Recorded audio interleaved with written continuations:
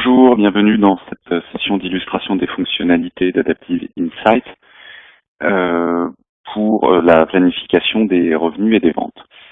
En quelques mots, la suite Adaptive Insight, c'est une plateforme complète et intégrée, proposant un certain nombre de fonctionnalités qui rendent cette approche très intuitive et flexible dans un état d'esprit proche de celui d'Excel, mais avec la volonté de constituer une robustesse et une structuration dans une logique d'application d'entreprise. Pour les utilisateurs, l'objectif est de les rendre les plus autonomes possibles. D'une part, tout simplement parce qu'ils n'ont qu'un seul point d'entrée, à partir duquel toutes les fonctionnalités sont accessibles dans l'interface web. Et d'autre part, puisque toutes les données, toutes les masques de saisie, tous les calculs, toutes les structures de comptes ou de produits qu'ils manipulent sont forcément toujours à jour et reflètent toujours la dernière réalité. Enfin, et ce quel que soit la manipulation de données qu'ils souhaitent faire, que l'on soit en EPM, donc en simulation, en interaction avec la donnée, ou en simple consultation au niveau de la BI.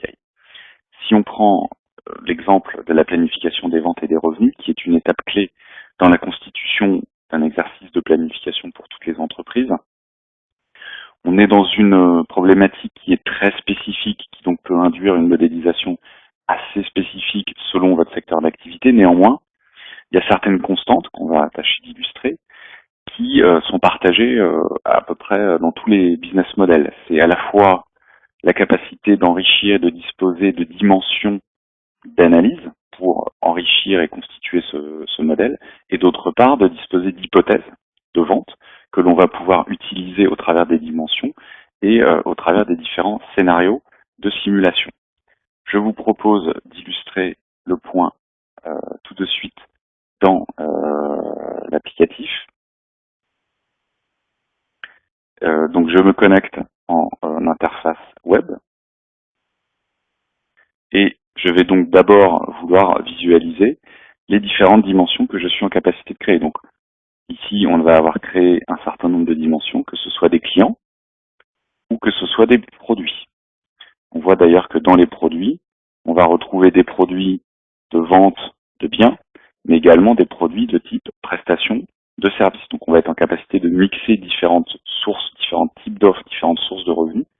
On verra qu'on sera en capacité de les utiliser différemment, mais en tout état de cause, cela va bien constituer l'ensemble de mon modèle.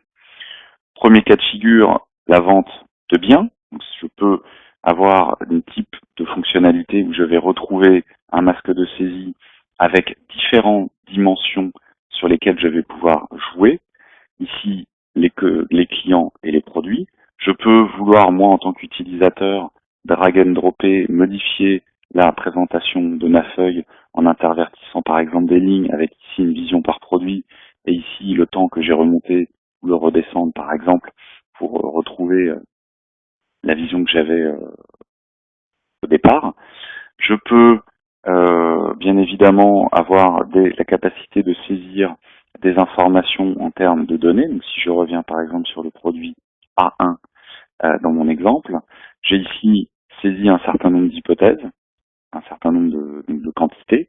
Donc là c'est à la main de l'utilisateur. Et puis je vais avoir des informations ici qui sont des hypothèses, qui sont des informations que je visualise mais qui ne sont pas directement modifiables dans la feuille. Néanmoins, je vais pouvoir visualiser ces hypothèses et comprendre comment elles ont été constituées en regardant au travers de la formule de calcul, ce qui va m'amener à la feuille d'hypothèse qui va regrouper l'ensemble des prix qui ont été rentrés pour le niveau en question et pour l'ensemble des produits et tous les mois de l'année.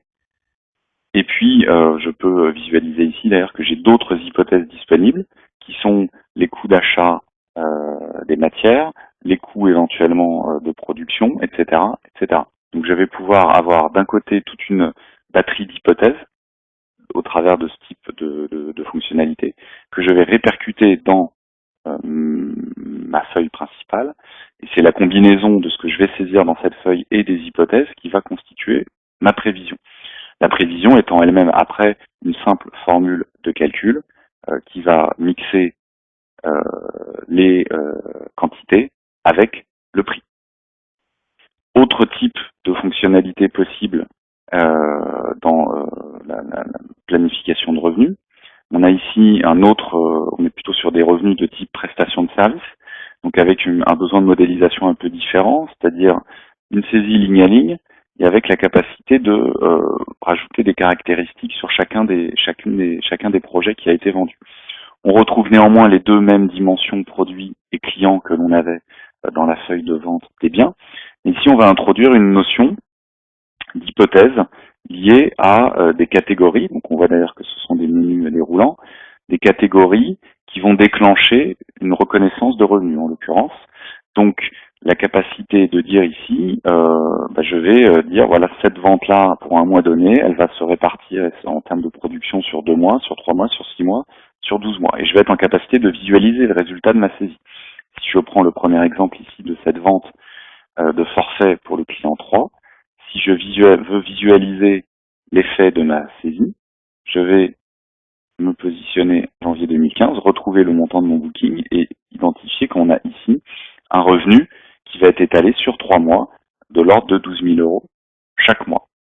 Évidemment, l'ensemble de ces deux typologies de modèles va se retrouver dans le PNL déversé automatiquement.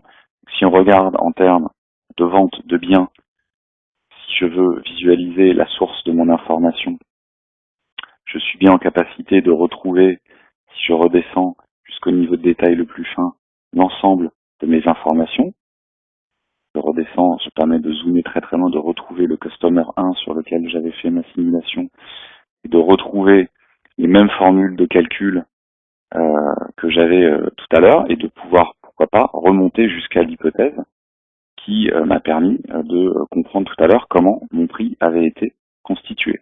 De la même façon, sur les revenus de service, je vais là aussi pouvoir remonter jusqu'à la feuille de saisie de détail de mon information, qui est une feuille différente, un modèle différent, mais les deux informations concourent à la constitution de mon budget et retrouver ici l'impact de la production sur le mois de janvier de la saisie que je venais de faire.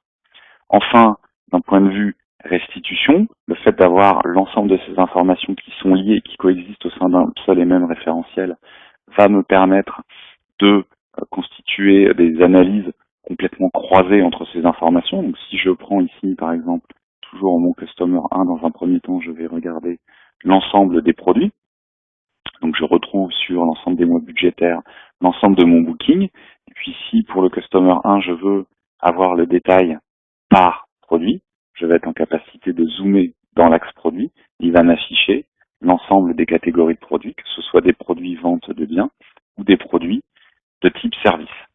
Donc que vous soyez en reporting, que vous soyez en construction d'hypothèses, que vous soyez en visualisation d'impact de telle ou telle saisie en termes de prix, en termes d'hypothèses, en termes de budget, de projet ou autre, vous êtes sans arrêt à jour et vous êtes sans arrêt en capacité de comprendre comment l'information a été constituée. C'est cela que nous appelons le pilotage de la performance révolution.